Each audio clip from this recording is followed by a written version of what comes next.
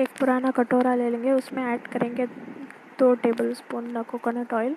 Then हम add कर देंगे कपूर, 1 कपूर। देन उसके बाद घुलने के बाद तुरंत ही गैस का फ्लेम ऑफ कर देंगे। ये लो फ्लेम पे ही रख के करना है। देन ये उठा के थोड़ा कुमकुमा हो के बाद हम बेबी के चेस्ट, बैक एंड पाँव पे लगा लेंगे। Please subscribe my channel. Thanks for the watch.